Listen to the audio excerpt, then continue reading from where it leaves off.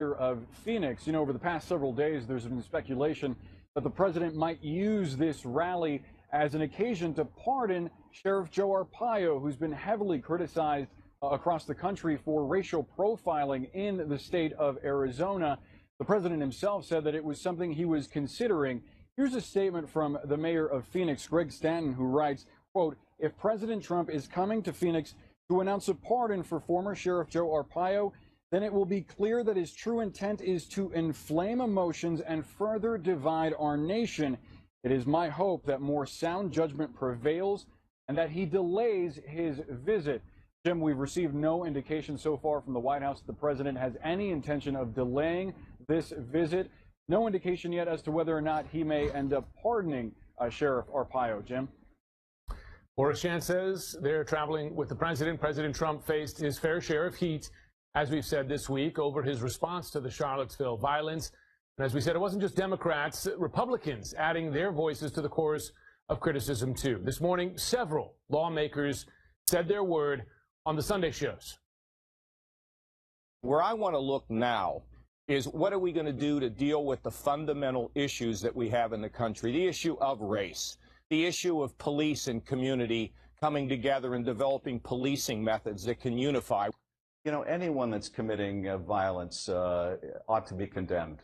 Anyone. There's no justification for it whatsoever. And we can't allow the commander-in-chief to somehow equate the handful of people that would make those protests violent with any kind of sentiment that condones white supremacy or neo-Nazism. Well, I think what he said on Monday was fantastic. It would have been even better had he said it on Saturday.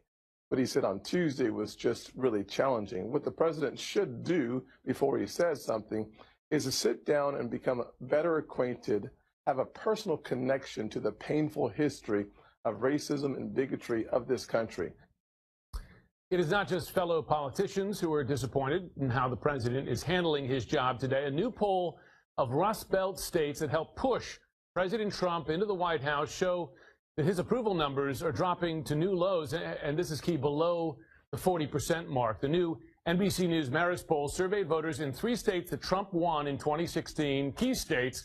In Michigan, 36% of adults approve of his job performance. In Pennsylvania, just 33%. Same in Wisconsin. Of course, you remember what a key role those states played in his election win. All of them surprises, really, taking them away from Hillary Clinton, the Democrat. Let's discuss this now with our panel. Julian Zelizer is a CNN political analyst. He's also a historian at Princeton University. Tanzina Vega is CNN's race and inequality reporter. And Andre Brower is the former lieutenant governor of South Carolina, Trump supporter as well. Julian, I want to start with you as we look at these numbers. This poll, we should mention, was conducted after the violence, the unrest in Charlottesville. We're just 7 months into the president's term, and yet we're 3.5 years nearly from the next presidential election. How key are these approval numbers right now, today? Well, they're important because Republicans are not looking at 2020. Politically, they're looking at 2018. And they're trying to figure out what impact might this have on the midterms. And some Republicans are also trying to figure out what impact do the statements from that press conference and other statements that he has made have on the reputation and image of the GOP more broadly. So I think the poll numbers are significant, even if they come very early in the presidency. Andre Brower, do you sense nervousness within Trump's team? Do you look at these numbers and see concern about 2018 as well as 2020? Well, I don't know that you immediately see concern. You'd always rather have your poll numbers better than going in the opposite direction. But more than anything, what's important to me is when I supported Donald Trump, I wanted to see somebody come in and make substantial change. What he's got to do more than anything right now is he's got to make sure that he works with members of Congress. And so if they get down on him and he can't get his agenda passed, that's where the real problem lies. If he can get people back to work, if he can continue to make people's lives better, a lot of this other stuff will go away. But one of the strong suits in my 14 years in the General Assembly and Lieutenant Governor was I made big friends with certain groups. The Black Caucus was one of my best groups to work with when I needed things passed, and I would come off the podium and talk to them. He's got to have core groups of supporters, not just Republicans, that will work with him to get his agenda passed, and that's going to be key. more than right now battleground states, but people like Kid Rock who are ultimately thinking about making a Senate run, when they see these numbers go down, that may discourage him from running. So those are important in secondary aspects of what the president wants to try to get done. Do you see the president doing the opposite of the advice that you just gave him there, Andre? You talk about reaching out. I mean, for one, he's attacking his own Republican colleagues, as you know, Mitch McConnell, the Senate Majority Leader, but also certainly not building bridges with, for instance, minority voters in terms of his handling of Charlottesville. Does that concern you in particular, or most immediately for his agenda? Donald Trump is a brilliant guy, and he does a lot of things that are not what we would all expect. He's had a good week and a bad week.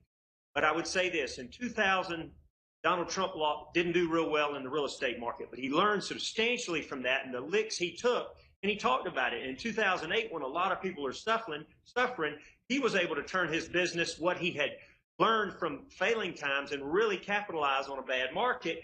And so I hope the bad times he had this past week, he'll learn from those and capitalize on an opportunity to unite this country, unite the two parties to try to work together on common things like a dialogue. I thought John Kasich was so good this morning, talking about making sure that the people that felt like they were downtrodden had a piece of the pie, that we work together for goodwill. And John Kasich did an excellent job this morning on conveying what I thought was a conservative message, but a message that all of us feel the hurt. All of us want to see people do better, and all of us want to make sure that nobody feels like that the Republican Party supports the KKK or these hate groups, because we don't.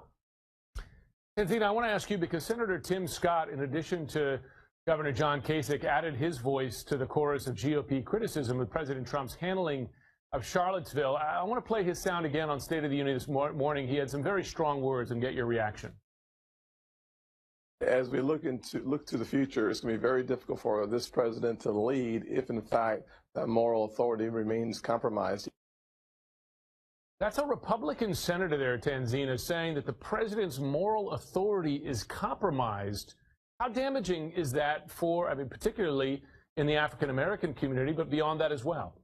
I think that you're seeing some really significant comments coming out of this past week, particularly from people in the GOP. You know, after the last election, not this past election, but the last election of President Obama, the GOP had to really do an analysis and came out actually with a report saying how much they needed to get better at connecting with and communicating with communities of color, women voters, et cetera, and marginalized communities. And I think what we've seen is they've gone the opposite way. They zigged instead of zagging. And so, and in addition to that, you're also seeing that the president himself is inconsistent on his messaging when it comes to this. You know, we get a late response, then we get what some people are saying is a decent response, and then we get, you know, the press conference on Tuesday. And so I think we have to take Americans' intelligence pretty seriously and understand that it's a little bit insulting to assume that, you know, we can just sort of pivot back and forth on issues that are so fundamental to American democracy and society. And racism is one of those issues. People have memories, right? And emotional issues are the ones that tend to stick. Julian, I want to ask you this, though, because after the 2016 election, there was criticism of the Democratic Party, of the standard bearer Hillary Clinton, but also other candidates, the strategy and criticism from within the party for going too far, leaning too heavily on identity politics. Do you see a danger here of overemphasizing, if that's the right word, just purely from a politically strategic perspective? I mean, you even heard Steve Bannon in one of his quote-unquote exit interviews this week saying that the Republicans would benefit, in his view, if the Democrats went entirely down that path. Do you see dangers there? Maybe, but I don't think the Democrats want to listen to Stephen Bannon for advice. I think... But it's not just, to be clear, it's not just Stephen Bannon who gave that criticism. After 2016, you heard that from Democrats as well. Yeah, but I think what this week revealed is some of those issues that are often characterized or even dismissed as identity politics are often social rights politics. It's about racial equality, about gender equality. It's about the rights of immigrants, ideas that have been really at the core of democratic politics since the 1960s. And I'm not sure the right kind of move is for Democrats to abandon those or even to dismiss those. It's true they have to pay more attention to the economy. It's true they have to look at how many middle-class Americans feel insecure. But I think they are onto some values that have been pretty important. And this week revealed why, when the president moved in the wrong direction, addressing what happened in. Also, if I could jump in there for one second. Please jump in. It'll be the final word because we're running short of time. The phrase identity politics is often used to describe only when we're talking about communities of color and marginalized communities. This election cycle, this administration, and Stephen Bannon in particular have relied very heavily on white identity politics. And so we need to sort of examine what we're saying when we're talking about whose country we're taking back, and all of these other sort of euphemisms that were used throughout the campaign and beyond. How about American identity politics? Correct. Maybe we could agree on that. Julian, Andre, Tanzina, thanks so much for joining. Thank you. Thank you. Coming up, a sharp new warning from North Korea, right as the U.S. prepares for military exercises in South Korea, just across the border. This comes as one former presidential candidate says it is time to take out the rogue nation's missile systems. Details right after this. CNN Newsroom, brought to you by Kind Snacks. Ingredients you can see and pronounce. Give Kind a try. People confuse nice and kind, but they're different. It's nice to remove artificial ingredients. Kind never had to. We choose real ingredients like almonds, peanuts, and... Was this a PR move by James Murdoch? He's the CEO of 21st Century Fox. He's a son of Rupert Murdoch. He wrote a letter this week that said in part, "What we watched in Charlottesville and the reaction to it by the President of the United States concerns all of us as Americans and free people." Now, James Murdoch didn't stop there. He kept going. He said, "To further demonstrate our commitment, my wife Catherine and I are donating $1 million to the Anti-Defamation League. And I encourage you," he said to colleagues, "to give what you think is right as well." Now, James Murdoch said that his business, 21st Century Fox, has tried to contribute to a diverse and tolerant society. Some folks who think Fox News has an adverse effect on society cracked up at that sentence. What does James Murdoch mean when he's donating $1 million to the ADL? Does it tell us anything about Fox News? Back with me, Tanzina Vega and Nicole Hannah-Jones. I wonder, Tanzina, your interpretation of this. I mean, what viewers of Fox News, loyal viewers of Fox, are hearing about Charlottesville and about the president's reaction is very different than what's been heard in the rest of the press. So I think there's two things to think about here. Number one, we're seeing a lot more corporate involvement and corporate condemnation of this president and of everything that the comments that he made and the lack of this was James Murdoch's way of doing that, That's right? That's right. So we've seen companies pulling out. We've seen all of this. So this is another, step in that equation. I think what's interesting is that obviously Fox is underneath that.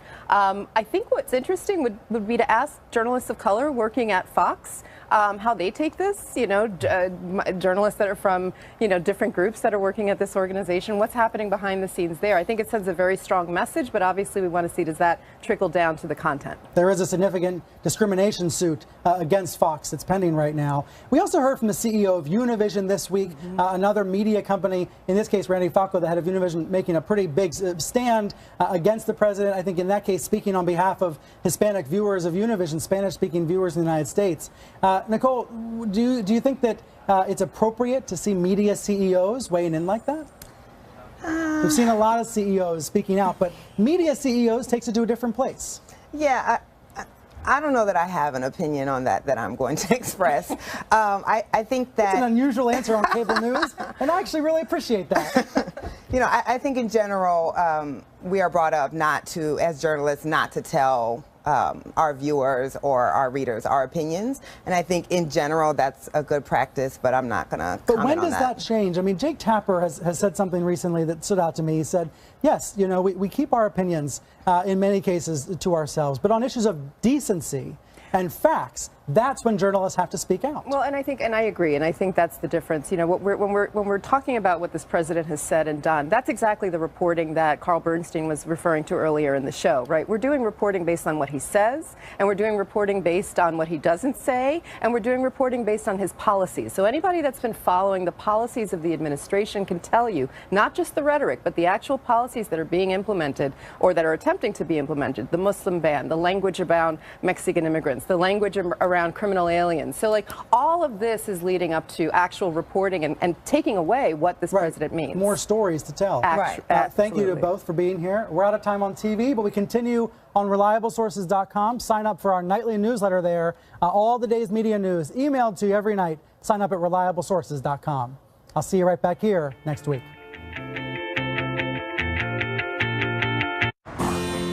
Welcome back to Reliable Sources. President Trump's chief strategist, Steve Bannon, was always something of a mystery, which is partly why SNL was able to depict him as, I'm sure you remember, the Grim Reaper. Now, Bannon loved that. He wanted that evil Darth Vader kind of persona out there. But he's actually quite chummy with reporters, and that's continued even now that he's been forced out of the White House. He's back at the helm of Breitbart News, and President Trump has weighed in on that this weekend, saying it's great because fake news needs the competition. In one of his recent interviews, Bannon told the Weekly Standard that I feel jacked up. Now I'm free. I've got my hands back on my weapons. Someone said it's Bannon the Barbarian. So think about that. When he says he's got his hands back on his weapons, he's talking about Breitbart. He's talking about his media company as being his weapons, not as his journalistic force for good, but as his weapons. Well, join me now to discuss all of this.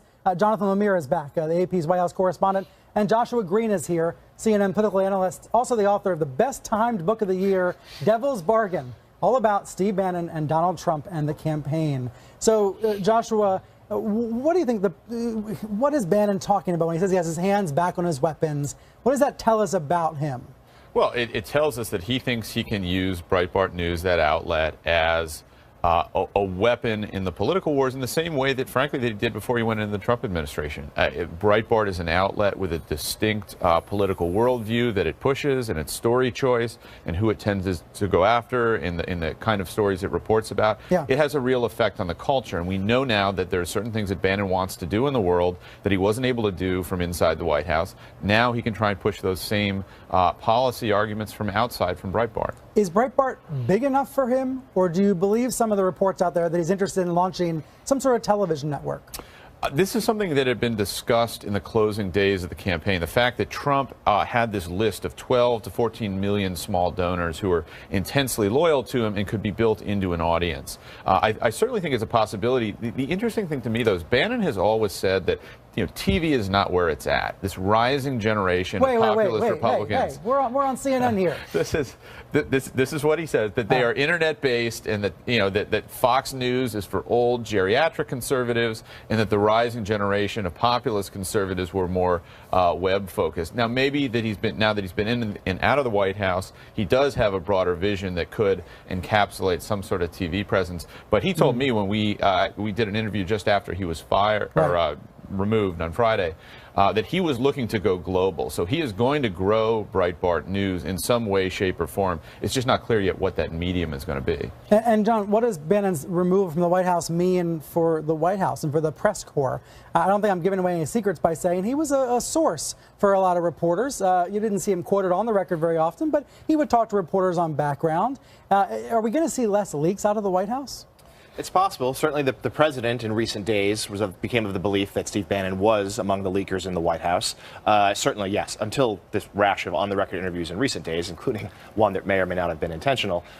He would rarely be quoted by name, but he would certainly have his fingerprints on certain stories. He would contribute to them. I think in the White House right now, there's a little bit of, in certain quarters of the White House, some nervousness as to how this will play out. I mean, it's not just that Steve Bannon is going to go after Democrats and establishment Republicans like Paul Ryan, like he always has, as the head of Breitbart. There's a suggestion that some of his enemies in the White House could come under scrutiny from the Breitbart forces. This could be Jared Kushner or Gary Cohn.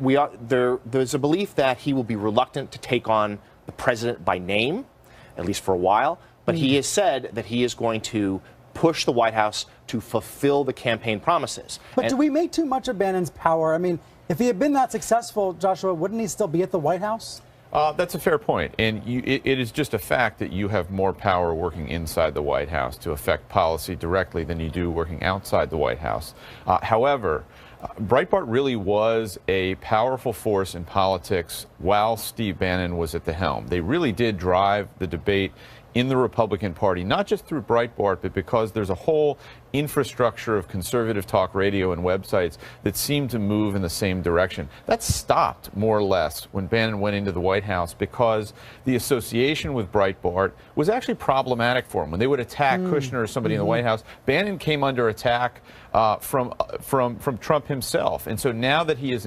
uninhibited and can push whatever argument he wants publicly, it could well be that he has more influence in shaping the public debate and putting pressure on the administration than he did when he was in a room with Trump and other advisors. That's interesting. John, briefly on Hope Hicks, now the interim communications director. There's been a guessing game about who would take that job. What does it mean that there's now an interim communications director? Does it matter?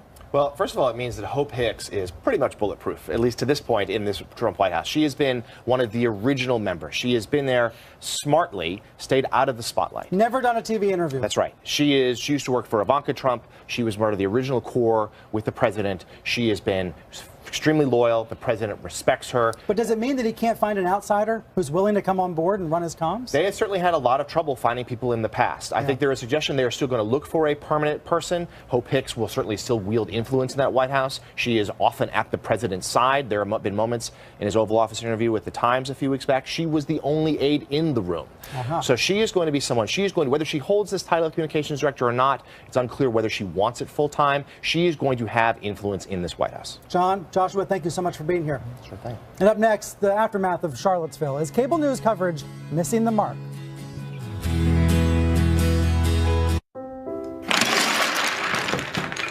And these are the ones. Welcome back to Reliable Sources. I'm Brian Stelter. Tuesday was supposed to be about infrastructure. That's how President Trump began his remarks in the lobby of Trump Tower. His aides were not expecting him to take questions, but he felt unfairly attacked by the news media for his initial responses to Charlottesville, so he attacked back. Now, here's what you didn't see at the time. This is what it looked like from CNN correspondent Jim Acosta's perspective. You had some very bad people in that group, but you also had people that were very fine people on both sides. You had people. No, sir, the Nazis, there are no fine people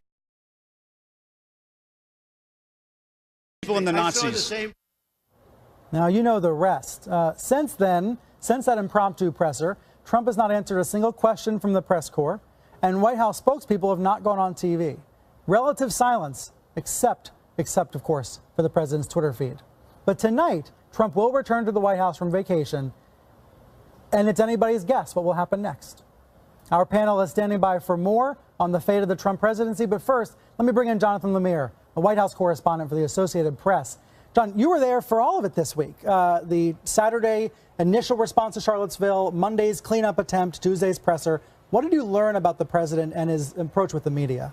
Yeah, it was remarkable to how we got to that moment, and it's helpful to look back. First, we had a couple days at Bedminster at his golf club, where he took over 50 questions in 2 days. He hadn't answered a question of the media in ages, and we got him repeatedly. He seemed to be seeking out questions. He seemed to love it. Making eye contact with reporters, saying, come on, bring me another one, bring another one.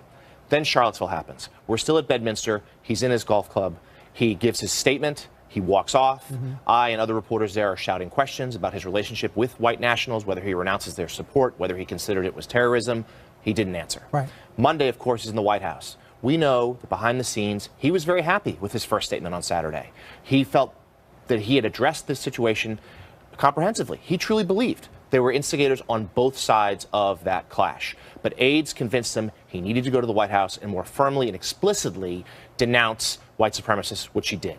But then Tuesday morning, we saw it boil out from him in Trump Tower. Even though he had signed off on a plan from aides that he was just going to come down, talk about infrastructure and nothing else, instead, he finished his statement and proceeded to combat with the press corps. And you could see him there. I mean, he got very agitated very quickly. He was denouncing reporters. The video with Jim Acosta is a good example, but it was others. He just repeatedly pressed his point and left many on the sidelines, White House aides. There's that famous already photo of John Kelly with his arms crossed, staring at his shoes. Right. But it was more than him. Sarah Sanders, his press secretary, was wildly looking around the room, trying to make eye contact with people. I saw one. Why? Why do you think Sarah was doing that? I think because if he had gone off according to, he had broken from the plan, and she was trying to figure out, like, is this something that we could try to rein in? Should we stop this? What should we do now? There was even one young aide who her mouth literally dropped as the president kept talking. Dropped at what point? Do you remember? It was late. It was when I think he had third or fourth time suggested that there was responsibility on both sides. That I think there was a sense of some surprise from his staff who had signed off on the statement before in which he had made the explicit denunciation of white supremacists. Some surprise he had gone back to this issue publicly. What do you make of the silence from the White House since? I think they recognized two things. First of all, the president spoke from his heart. This is what he believes, and there's a reluctance to contradict him publicly. Secondly, there's also recognition that this is a tough moment for this White House. There are aides there who, this is what always seems to happen, right? When the president says something perhaps controversial, aides off the record talk to reporters, say they're dismayed or disgruntled, but yet no one has been willing to publicly say that they disagree with the president, and certainly no one has taken a step to resign. Let's go to our panel and bring them back as well. To Douglas Brinkley, when we think about a situation like this, are there precedents for it? Had you ever seen a presidential press conference like this? No, there's nothing like it. I mean, there's the famous one when Richard Nixon had to say, "I'm not a crook," and our Jim Acosta at CNN is a little bit of the goading Dan Rather, trying to get at a president. But for Donald Trump to be backing neo-Nazis and to have Jim Acosta, he should be in the book of Bartlett's Book of Quotations. There are no fine Nazis. I mean, Donald Trump is seeming to be backing neo-Nazis with no understanding of what we did in World War II and what the horror of fascism and the Nazis are. It was a jaw-dropping, stunning moment never seen in American history. Carl, is there a risk of an overreaction from the press here, though? You know, the Access Hollywood tape came out in October. A lot of journalists wrote off Trump's chances, and now he's in the White House. Is there a risk of an overreaction to this week? Not if we do our reporting and see that as our real function and not doing opinion pieces as our primary function. Look, there are plenty of commentators who do opinion pieces. I'm talking about reporting. I'm going to look at a quote right here from one of these Republicans I talked to last week, who said, "The fundamental problem is we have a president of the United States who does not know right from wrong and who is not stable." That's the kind of thing that we're talking about here. But also, we keep hearing about these military leaders keeping the president from doing dangerous things. And I would say, as somebody who spent 50 years as a reporter around Washington, that this is an unprecedented situation, a dangerous situation such as we've never seen for an extended period of time. We had Nixon in the last days in the White House. Yes, he was a bit unstable perhaps then, but understandably, given the circumstances of him having to leave office. This is different. It's ongoing. And I would say that if we are dependent on the military leaders of this country, 4 or 5 of them, to protect us from the President of the United States, then that too is a story. And the part of that story is it time then for the President to be urged to leave office by those in his party and perhaps those same military leaders who understand the dynamic at work here? And there's also the question of these people in the White House. When do they become collaborators as opposed particularly with what the president has been advocating, collaborators rather than people who simply are trying to push him in a good direction? Alice, all this talk about military leaders, some foreign correspondents writing about the United States from other countries would bring up the word coup, a soft coup, with all this talk of military leaders intervening. Well, that has been discussed, and some people wonder what happened at Camp David over the last few days and whether or not that was sort of an intervention. But let me just say this. While, yes, there has been nonstop coverage on what happened in Charlottesville and the president's response to this, and so many in the media are focused on what he said in his first and his third response to this, where he placed saying there's blame on both sides and in essence a moral equivalency by those that are that protesting and the ones standing up to them. But what his base and what many Republicans are hearing is he did denounce the Ku Klux Klan. He did denounce neo-Nazism and white supremacists, and that is what his base, and that is what Republicans, more conservative news outlets are stressing, the fact he denounced these hate actions, and he went out of his way to make sure and fact-checked exactly what happened before he went out there and made a statement. So while I think so much focus is put on what he said with regard to sharing the blame, many in his base and more conservative journalists are covering the fact that he denounced it, and that is the only takeaway that his supporters are having from this coverage. Yeah, the takeaway is that the press, the media, is never satisfied. To our panel, thank you very much for being here. After the break, Steve Bannon gone, but definitely not forgotten. Bannon out of the Oval Office, but says he still has the president's back. So what does that mean for the conservative media landscape? Bannon biographer Joshua Green joins me next. Hey, I'm Brian Stelter. Welcome to our viewers in the United States and around the world. This is Reliable Sources, our weekly program about the media. Now, this was not a normal week, so this is not a normal show. President Trump's actions and inactions in the wake of Charlottesville are provoking some uncomfortable conversations, mostly off the air, if we're being honest. In discussions among friends and family and debates on social media, people are questioning the president's fitness. But these conversations are happening in newsrooms and TV studios as well. Usually after the microphones are off or after the stories are filed, after the paper's been put to bed, people's concerns and fears and questions come out. Questions that often feel out of bounds, off limits, too hot for TV. Questions like these. Is the President of the United States a racist? Is he suffering from some kind of illness? Is he fit for office? And if he's unfit, then what? These are upsetting, polarizing questions. They're uncomfortable to ask.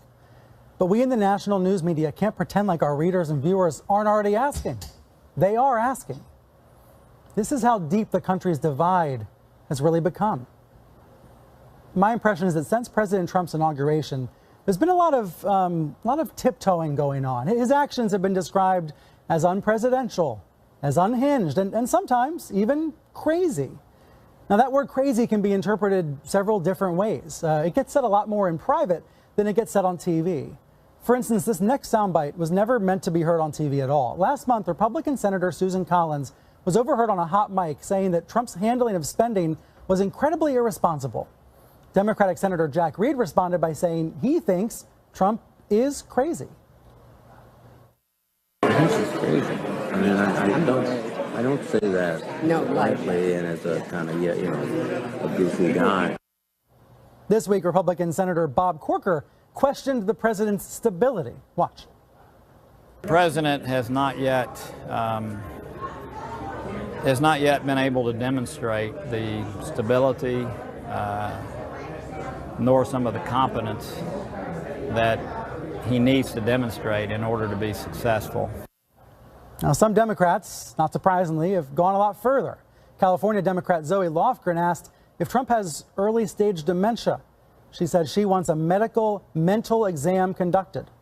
Another California Dem, Jackie Speer, called for Trump's removal under the 25th Amendment. And Al Gore said Trump should resign.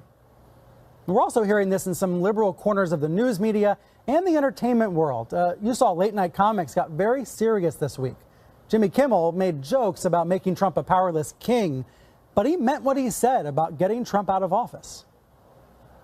Desperate times call for desperate measures, and I'm asking you, the people who supported Donald Trump, to step in and help for the good of this country. Mike Pence is ready.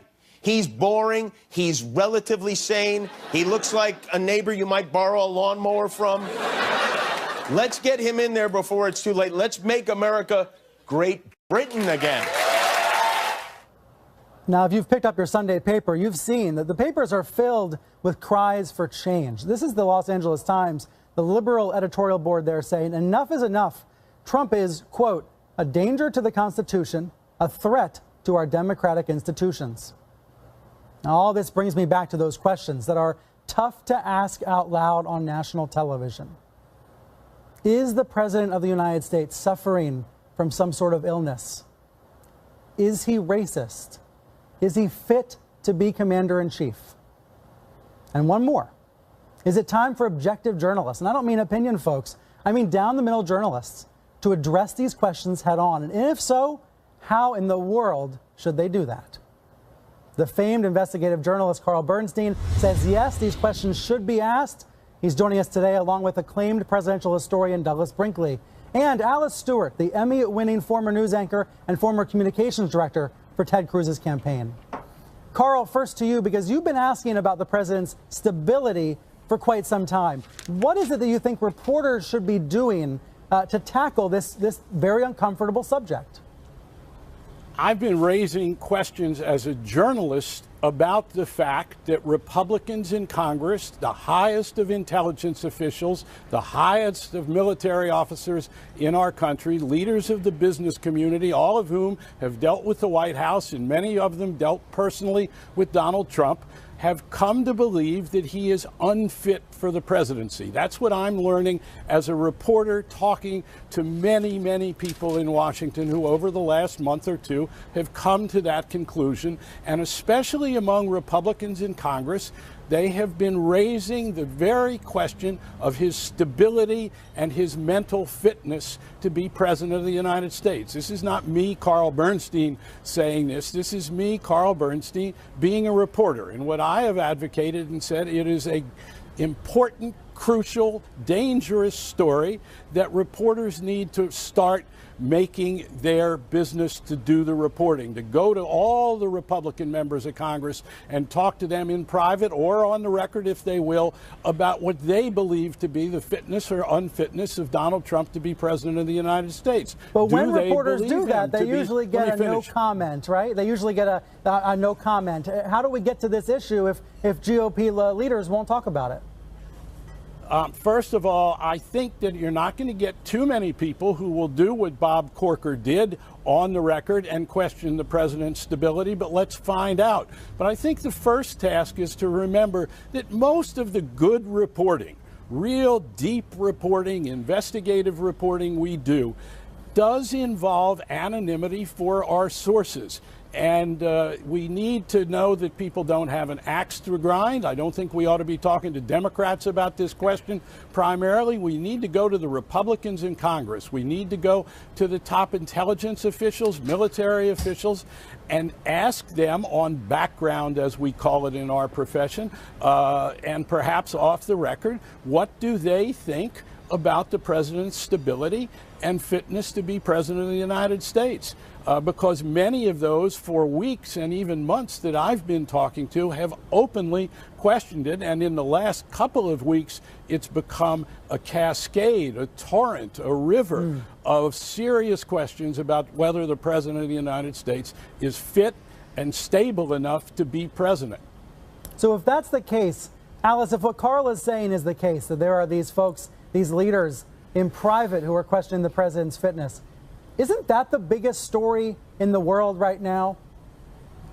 Look, first of all, this is not the first time this question has come up. If you recall back during the campaign last year, Donald Trump himself, candidate Trump, questioned Hillary Clinton's fitness to be president due to her private email. So we've had this question asked many times before. However, from as a previous journalist before I got into politics, if people are raising this question, which we're seeing across the aisle, it is a legitimate story to cover. It is a legitimate question to be asking people because elected officials are raising this issue. However, oftentimes what we're seeing lately is it's a lot of Democrats that are raising this question, and specifically in light of what has happened in the last week with regard to the president's response to Charlottesville. There's a lot of emotion as a result of that. And we're having many Democrats questioning his stability. And of course, as you mentioned, Bob Corker as well. But I think it's really, really important to consider the fact that while we disagree on the issues, when we're talking about someone being unfit, I view this much more as a political issue than a medical issue. Many people disagree with the president's policies. Many people this week have questioned his moral take on some of these issues that we're having this week with regard to racism and hatred. While he did denounce it, some of the moral equivalency he placed on that has raised a lot of questions. But I think it's really important when we're talking about his fitness for office, and there's been questions about the 25th Amendment to the Constitution, whether or not he should be removed for medical reasons.